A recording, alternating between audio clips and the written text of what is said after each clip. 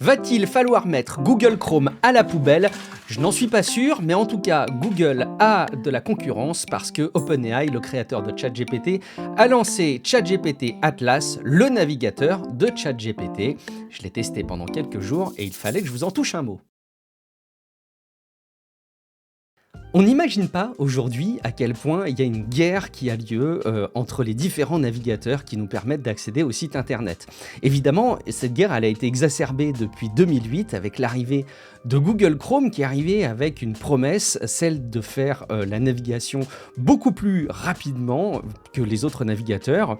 Et puis il y a eu d'autres évolutions aussi grâce à Google Chrome. Il y a eu cette interface assez minimaliste qui a amené notamment à fusionner la barre de recherche Google et la barre d'adresse des sites internet. D'ailleurs, il y a un flou qui a lieu maintenant, c'est que quand on tape le nom d'un service, par exemple TF1, on a dans les résultats de recherche des suggestions qui peuvent être certes celles de TF1, mais qui peuvent être aussi celles de concurrents en publicité. C'est la raison pour laquelle Carglass, par exemple, vous incite maintenant vraiment à mettre le .fr pour vraiment explicitement dire à votre navigateur que vous voulez aller sur le site carglass.fr. Et tapez bien carglass.fr. En tout cas, Chrome a amené ça, et puis ils ont amené aussi tout un écosystème d'extensions de navigateurs qui vous permettent de transformer Google Chrome en absolument n'importe quoi et pas simplement un navigateur sur Internet. Il faut dire aujourd'hui qu'il y a tellement de services en ligne qui sont devenus des remplaçants de nos applications. Je pense notamment à Canva, qui est un service en ligne qui permet de faire des visuels, de faire des graphismes. Aujourd'hui, il y a beaucoup de personnes qui préfèrent Canva aux outils un peu plus traditionnels qu'on avait l'habitude d'utiliser, comme par exemple Photoshop, Illustrator ou InDesign pour faire de la conception graphique. Google a d'ailleurs senti qu'il y avait vraiment quelque chose de pertinent là-dedans parce qu'ils ont même proposé par la suite Chrome OS qui est ni plus ni moins que remplacer votre système d'exploitation, votre Windows, votre macOS par le navigateur Chrome, alors boosté aux stéroïdes, mais ça montre à quel point aujourd'hui les navigateurs sont devenus extrêmement polyvalents et surtout très importants dans nos usages. Google Chrome, ils ont réussi le tour de force d'obtenir 66% de part de marché, donc voilà, sommairement aujourd'hui, il y a 2 personnes sur 3 qui utilisent plutôt Google Chrome que Firefox, Edge ou Safari. OpenAI, la société qui est derrière ChatGPT, a bien compris qu'il y avait quelque chose à jouer derrière le monde des navigateurs et propose depuis quelques jours ChatGPT Atlas. Le nom n'est pas forcément hyper intuitif, mais enfin ça s'appuie sur la marque ChatGPT. Et puis Atlas, il y a quand même cette impression de pouvoir naviguer un petit peu où on veut. Je l'ai testé pendant quelques jours là depuis qu'il est arrivé et il faut que je vous en touche un mot. Alors avant tout, ChatGPT Atlas c'est quoi? En fait c'est une application qui est uniquement disponible sur Mac aujourd'hui, elle sera disponible prochainement sur Windows, sur iPhone, sur Android j'imagine, sur Linux on peut l'espérer, mais en tout cas pour l'instant ce n'est que sur macOS, ça leur permet de toucher une grande base d'utilisateurs qui a des comportements assez proches et sur une base technique assez solide, et donc ils peuvent déployer ChatGPT Atlas au plus grand nombre et avoir déjà des premiers retours puisque l'application reste en bêta, en phase de test. À quoi ça ressemble? Je dois dire que ça ressemble beaucoup à Google Chrome et pour cause, ça exploite Chromium. Chromium, c'est la base technique qui a été développée en même temps que Google Chrome en 2008 et il y a d'ailleurs plein de navigateurs, pas seulement Google Chrome, qui utilisent Chromium. Il y a notamment Edge de Microsoft, Brave par exemple, il y a finalement plein de navigateurs qui utilisent Chromium. Évidemment, ça ressemble aussi beaucoup à Google Chrome dans le comportement de cette barre d'adresse unifiée. Vous ouvrez un nouvel onglet et puis vous avez un seul champ de saisie sur lequel vous pouvez saisir un site internet, techcafé.fr par exemple, mais vous pouvez aussi faire une recherche et là, au lieu d'avoir une recherche qui va chez Google avec les résultats de Google, en fait, vous vous retrouvez à interroger ChatGPT et c'est ChatGPT qui va vous répondre en langage naturel, éventuellement avec des liens vers Google, notamment avec des onglets autour des images et autour des vidéos, mais très vite, vous pouvez, au lieu d'aller faire une démarche, d'aller consulter un site web, commencer à dialoguer avec ChatGPT, celui que vous connaissez habituellement. En fait, ChatGPT, il est présent partout dans le navigateur.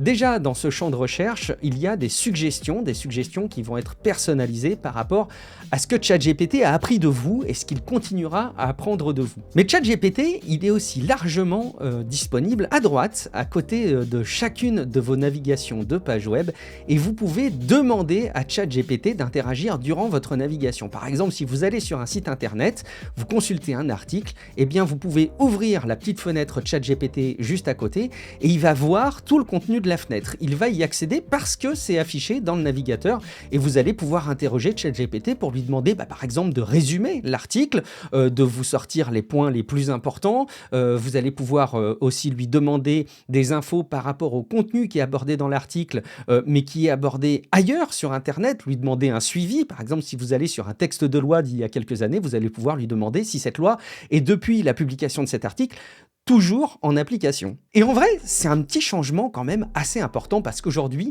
quand on voulait demander à ChatGPT d'interagir avec le contenu d'un article, soit il fallait qu'on lui donne le lien, et là, si le site n'est pas bloqué aux outils tels que ChatGPT, ou s'il n'est pas derrière un accès login mot de passe, voire un abonnement payant, eh ben, c'était pas possible. En fait, ce qu'il fallait faire, c'était copier le contenu de l'article, le coller dans ChatGPT, ou même mieux, l'imprimer en PDF et l'envoyer dans une requête ChatGPT. Mais là, évidemment, il n'y a pas du tout cette barrière et vous pouvez dès à présent, quand vous êtes en train de consulter l'article, demander à ChatGPT son avis et essayer de qualifier un petit peu les informations qui vous sont restituées. De fait, en quelques heures, ça devient un réflexe beaucoup plus rapide d'aller sur ChatGPT Atlas et d'ouvrir un nouvel onglet.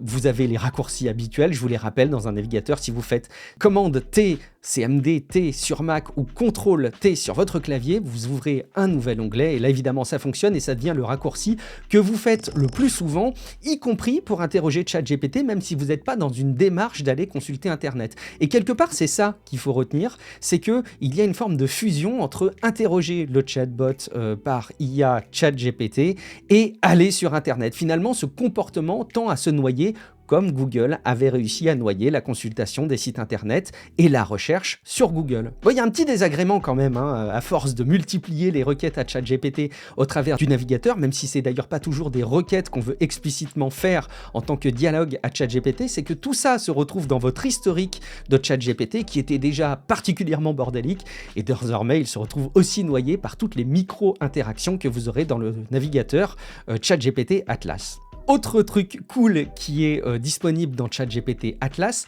c'est la rédaction. Par exemple, vous allez dans Gmail, vous voulez rédiger un email, vous commencez à saisir votre texte comme d'habitude, vous sélectionnez votre texte et grâce au petit curseur qu'il y a au début de la sélection du texte, eh bien, vous pouvez demander à ChatGPT de vous aider dans cette rédaction, par exemple pour rajouter des éléments, pour vérifier des fautes, pour traduire ou tout simplement pour changer le style de la rédaction. Et ça, c'est pareil, à l'habitude, on se rend compte que comme c'est disponible dans n'importe quel champ de saisie, ça devient beaucoup plus intuitif de demander à ChatGPT de modifier et d'interagir avec le texte que vous saisissez. En fait, ChatGPT arrive à faire avec son navigateur, avec la consultation du web, que Apple essayait de faire avec Apple Intelligence. Ils espéraient pouvoir comme ça distiller les interactions par IA dans tout le système d'exploitation.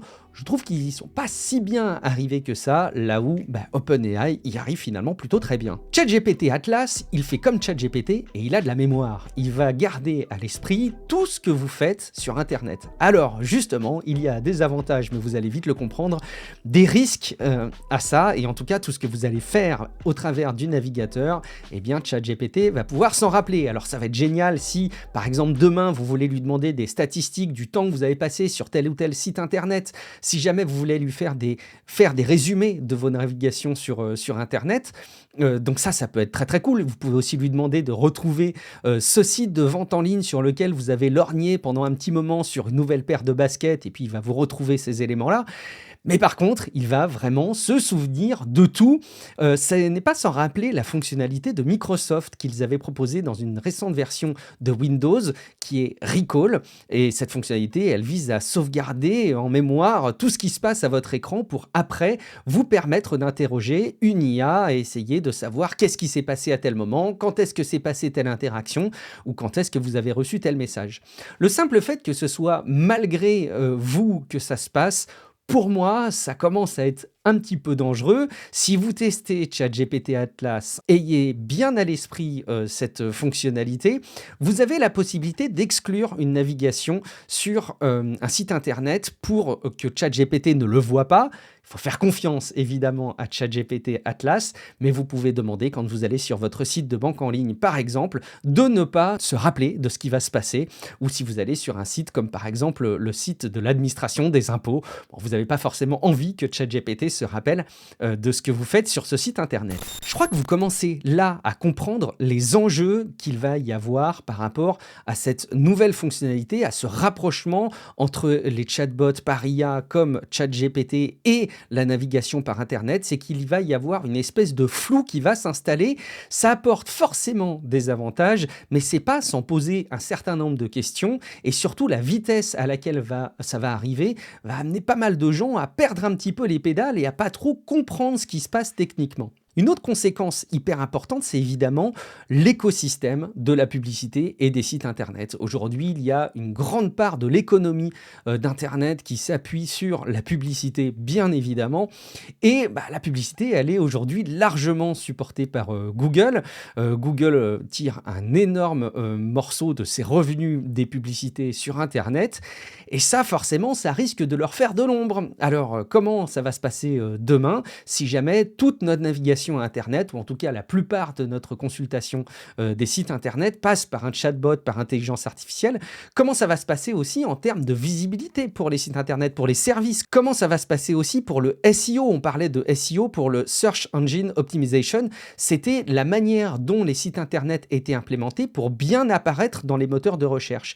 Si demain les moteurs de recherche sont fondamentalement bouleversés et ne sont plus aussi utilisés que les chatbots par IA comme ChatGPT, est-ce qu'on va avoir les mêmes enjeux? Est-ce que finalement on ne se retrouve pas petit à petit à devoir faire évoluer la manière dont les services en ligne et les sites internet sont construits et dont ils apparaissent pour ces outils, parce que peut-être qu'il va falloir émerger de manière différente. On parle désormais de Answer Engine Optimization, c'est-à-dire un remplacement des moteurs de recherche par les moteurs de réponse. Il faut aussi que je vous parle de cette dernière fonctionnalité importante de ChatGPT Atlas, c'est le mode agent.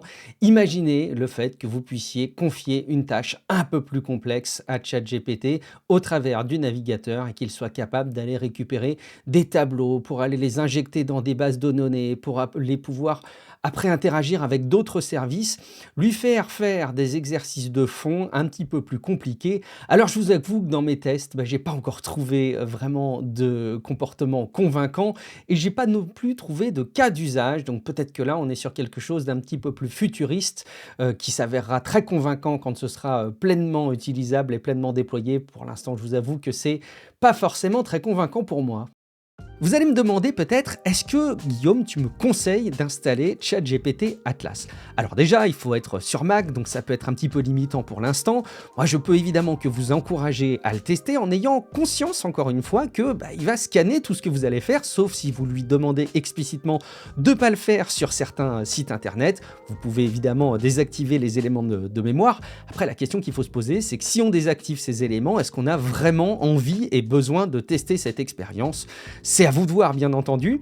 Si vous n'êtes pas abonné à ChatGPT+, vous allez être restreint dans les fonctionnalités. Vous allez avoir une navigation assez sommaire des sites internet, comme sur n'importe quel navigateur, et vous n'allez pas pouvoir autant bénéficier de ChatGPT. En tout cas, si vous n'êtes pas abonné, OpenAI vous propose de bénéficier pendant une semaine de ChatGPT dans sa version étendue grâce à ChatGPT Atlas. Ça peut valoir le coup de faire le test pendant quelques jours avant de vous abonner. ChatGPT Atlas, c'est un navigateur qui est en phase bêta, donc attention, il peut y avoir des bugs. Il n'est pas complètement finalisé, même si la base Chromium permet d'avoir une application qui est malgré tout très solide. Tout n'est pas parfait. Vous avez évidemment tout l'écosystème des extensions Chrome qui sont disponibles sur ChatGPT Atlas. Par exemple, si vous utilisez vos mots de passe avec iCloud, vous avez l'extension de Chrome qui vous permet d'utiliser les mots de passe iCloud sur ChatGPT Atlas. Là-dessus, pas de souci. Gardez donc à l'esprit en tout cas que l'IA, c'est pas une science 100% exacte et qu'il y a ces éléments d'interaction et de mémoire qui peuvent éventuellement être limitants, sur lesquels en tout cas il faut redoubler de vigilance.